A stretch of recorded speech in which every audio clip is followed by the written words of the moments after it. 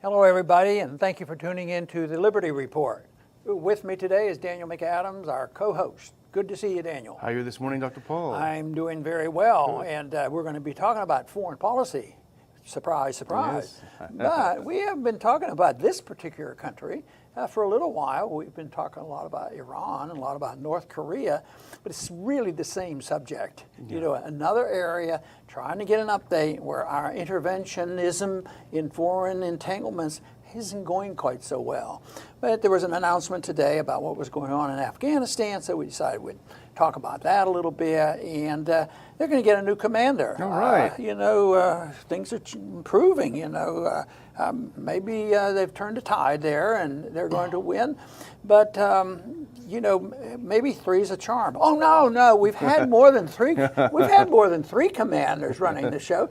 I mean, it's 17, 18 years, and this is the 18th commander. 18th commander. And this commander that is being relieved, he was there the longest of any of them. He was there almost 2 years now.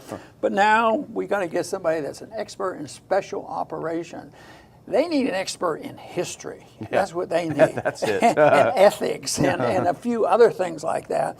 Because somebody said a long time ago that Afghanistan was a graveyard of empires, but nobody pays any attention. You know, they don't know what that means. They don't care. And if they did know what it means, well, we can reverse it. And that's, of course, was the determination in Vietnam. Just more and more troops, to the point where we had at times up 500,000 troops there in this little bitty country, dropped more bombs in that country than all of World War II, and we lost. Yeah. And still, here we elect a president that made some conservative, libertarian types who were for less intervention sympathetic to Trump, because he says, well, like Ron Paul says, and that war's wasteful and we ought to get out of there. And yet on Afghanistan, he's sort of backtracked. He wanted to get out, but last year he had his first turnaround in August. He sent more troops in, and still we're not winning. So now the answer has come. We have a new commander. So are you in a position where you can tell us this is different? This is different, and this new commander knows what to do. Well, I wouldn't say that, but the media sure loves to say that. You know, it's such a great example of how the media is so sycophantic. It's such a purveyor of whatever comes out of the Pentagon. We actually have a JPEG, I think, to demonstrate this. Here's Time magazine. Here's how they put it. The 18th commander, Trump picked to oversee Afghanistan, could signal a new approach. So we've had 18 new approaches, quote unquote. Now we're going to have 17 new. We're going to have another new approach. Why wouldn't the headline be, let's get out of this failed war, you know? But it's just typical. It's not very positive. It could be helpful. Could be. It could be. That's not very powerful. But I just wonder how much they know how desperately bad policy this is. But they don't address that. They keep thinking that more of the same, and then they go and they talk to Tom Cotton and Lindsey Graham, and it used to be John McCain, and they'd all say, well, yeah, you're on the right track, but you need more bombs and more people and send more troops over there. But, you know, the cost is already pretty high.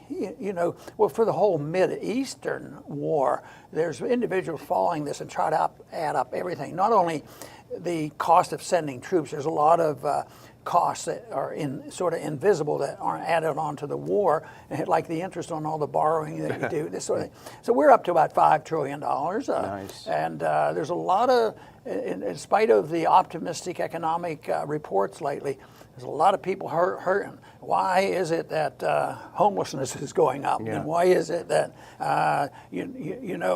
college education is getting so expensive? All these problems. And here we are, threw away $5 trillion, and I don't know of anything that people can honestly get up and say, just yes, that's true. But look at the benefits. Look at the benefits we have.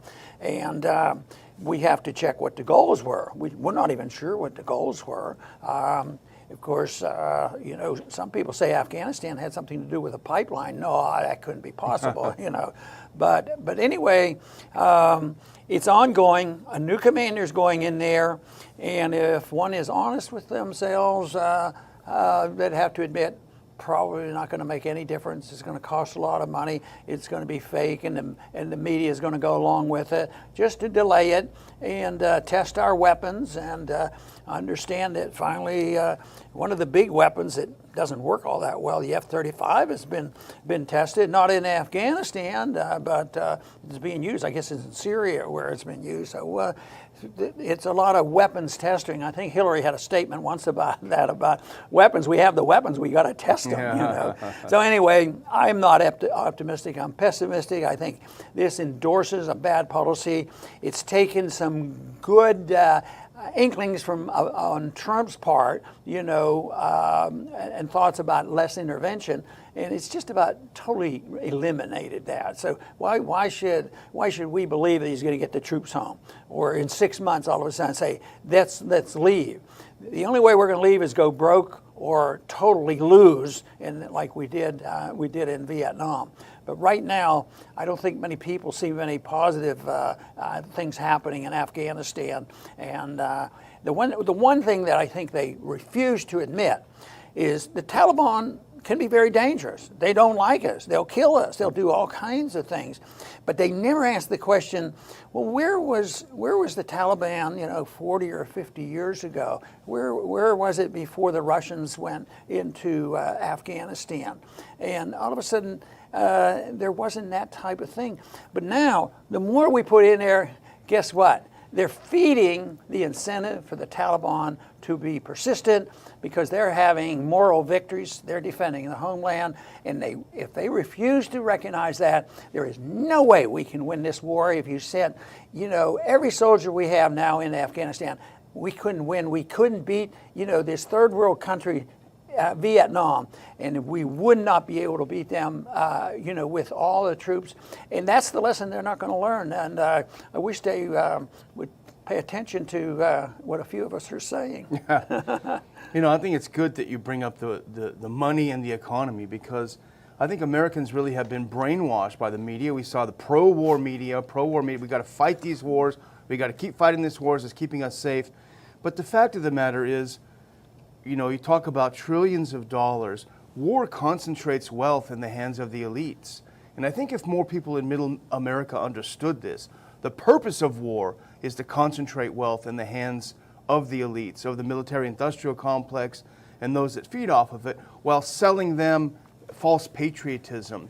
If there's some way to break this cycle of brainwashing, I mean, that's what we try to do, and that's the biggest frustration, but it does come down to the money. Yeah, and there's also the gathering together of natural resources, you know, whether it has to do with oil or gas pipelines and many things like this. So money is a big driving force. I don't think many people believe sincerely that we're there to promote liberty. Sometimes Americans will say and buy into the argument, but we're spreading democracy, American exceptionalism, our way of life. And when you look at our way of life, more people are getting rather frustrated with the type of corruption that exists in our country, and we're going to spread that. And the other fallacy on that is this whole idea that that democracy is something to die for. And the founders wanted no part of democracy because it defies the whole principle of individual liberty. And of course, if you say that now, if you talk this way, oh, you're not even a good American. Yeah. You have to die for democracy, and you have to be self-sacrificing to give people their right to vote and have dictatorship of the majority, and look at what's happened. I don't think the neocons are willing to die for anything, you know, not even a latte. Right. Right. But, you know, there are a couple of reports that tell us that this 18th commander is not going to make a difference, because we had a turning point last August, as you point out, with the 3,000 new troops. Big turning point. Trump said, I didn't want to do it, but I got to go against my instincts. Well, nothing has happened. In fact, and I think we talked about this on the show a while ago, earlier this month, a new report from the U.S. Special Inspector General for Afghan Reconstruction, he pointed out that Afghan security forces have lost 10% of their personnel over the last year. The Afghanistan army, the military, is shrinking. Desertions, difficulty in recruitment. The fact of the matter is the U.S. has spent untold hundreds of billions of dollars building an Afghan army that just doesn't want to fight. They don't have the will to fight. So how can you win when the people you're propping up don't have the will to fight? Yeah, and you can't trust them. That was a similar situation in Iraq, you know, and there's still chaos there. But this so-called 330,000 government troops that we train and pay for, I don't know what the percentage is, but you alluded to the fact, how can you trust them? They're probably just spying for the Taliban. Getting a paycheck, Then is it any wonder that they're able to plant and have bombs go off right behind the lines, wherever the lines are, you know, right in Kabul? So, and the concentrated population is in that area, and it's not safe there either. So I think in one thing that you and I and others like us, haven't accomplished, we haven't alerted enough Americans to do it. When people finally get disgusted like they did, and I remember it well, in the 60s, that is what finally ended the war. So representative politics is important, but it's so painful waiting, you know, for it to happen, especially when they're getting nothing but propaganda. And it isn't, you know, we have this propaganda thing going on with Democrats and Republicans. Who did the most collusion with Russia, which is probably a non-issue. At the same time, you never hear them challenging, some of these wars and the spending, and they endorse them. Or how much support did they get for, Haspel and Pompeo's, promotions? And it just marches on. There's never this serious challenge. But I don't find this as something that depresses me to the point where I want to quit because I just give up. It just spurs me on because there's no reason why we can't win the argument. It's a shame we have to wait so long for common sense to sink in. But I've often wondered why, with the message of liberty, how productive and how moral it is and how peaceful it is, why is it that we don't win these arguments? Why is it that, the guys who have the money, the interventionists that are protecting the rich people, like you say, or the socialists that are going to hand out everything to the poor people and go the Venezuela route, why do we always lose these? And I think the deep state has the answer. We will control the message. Yeah. And Americans have been fooled into having this idea that, oh no, if you pull out of Afghanistan, what are we going to do? What's going to happen? The fact of the matter is nothing's going to happen. The Taliban is going to win. They're going to take over. They're going to run the country as they wish. And it's not going to affect us thousands of miles away. The numbers are not very good any way you go. And I think it's because you have a U.S.-backed, almost a mercenary army fighting a group of fighters who feel they're fighting for their homeland. And that is such an important factor. But here's another report, the latest quarterly report from the Pentagon to Congress on progress in Afghanistan. Again, the numbers are not good. The Deputy Inspector General said the Taliban continue to hold territory and launch devastating terrorist attacks across the country. Regardless of Trump's additional 3,000 more fighters than last August, the U.S.-backed government controls about the same amount of territory as it did last quarter. They're not gaining any territory. In fact, Kabul controls only about 56% of the country's districts. Yeah, but they're not ignoring what you said. They're changing the general. The 18th is going to work better. That's going to work. That's about where they are. But there's another factor in it that frustrates the Americans because they don't like Pakistan maybe harboring some of the Taliban, and that is something that we don't attack. And so militarily, if you're really sincere about doing this, it's a situation that they don't deal with. And here, Pakistan, it's so ironic. Pakistan really not trustworthy friends, and they have a nuclear weapon. And how do we treat them? A little bit differently, but once again, it may be necessary to get some services from the Pakistani and allow them to be a safe haven for the Taliban. And it turned out that it looks like Pakistan was a safe haven for bin Laden, and yet now we depend on them, for transportation of goods and things into Pakistan.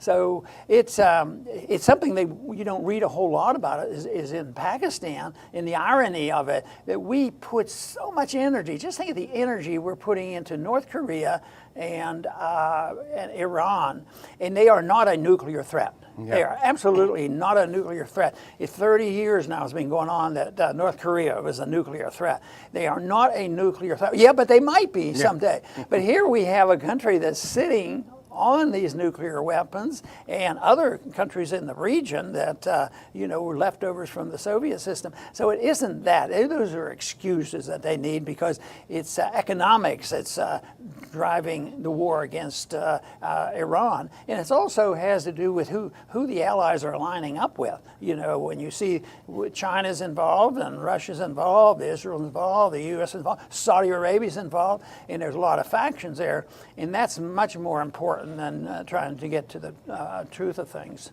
Yeah, not trying to get to the truth of things, that's for sure. We saw the speech that Pompeo, we talked about it yesterday, his whole thing was to blame Iran for the Taliban. Iran is allies. We know that's absolutely true, but this is an old neocon tactic. Remember, they did the same thing with Iraq. They blamed Iraq for 9/11, and so people conflated the two in their minds, and they ended up supporting the war. And that's what they're trying to do again with blaming Iran for Afghanistan. So I would just close with another announcement again, which is that on June 2nd, I'll be speaking in Fort Worth, Texas. I'd love to see our viewers here. Every time we have a conference, every time we go somewhere, we run into a lot of people who watch the show, and we really enjoy talking to them. It's great to have some feedback. I know Dr. Paul enjoys it as well. So if you can make it to Fort Worth in June, on June 2nd, go to Mises.org. It's a Mises Institute conference. Just hit their events and you'll see where it is, and you can sign up for it. Otherwise, I'm going to sound like a broken record, Dr. Paul, but subscribe to our channel, subscribe to the Ron Paul Liberty Report YouTube channel. Our numbers are rising, and we're really happy to have more viewers. Very good. And it is very pleasing. We work hard at this, and sometimes the growth seems to be so slow. But lately, it seems to be growing faster. Percentages stay the same or improving, but the numbers that we're working from show significant nominal growth in the viewers that we have and those who joined the channel. So I do want to also thank everybody for joining us, because the message, as far as I'm concerned, is crucial. If people care about peace and prosperity, they should care about foreign policy, and they should understand the type of non-intervention which leads to peace and prosperity. And to do this, you also have to have a clear understanding what personal liberty is all about, and what property is all about, what sound money is all about, and why we shouldn't strive for that, because if we can achieve it to a large degree, we can influence the world. There will be an American exceptionalism that may well spread, but it'd be completely different than the so-called American exceptionalism that we're forcing on other people in the Middle East at the point of a gun. That doesn't work. We want to get to the point where we set a good standard and set a good example so that others might like to emulate us. I want to thank everybody for tuning in today to the Liberty Report.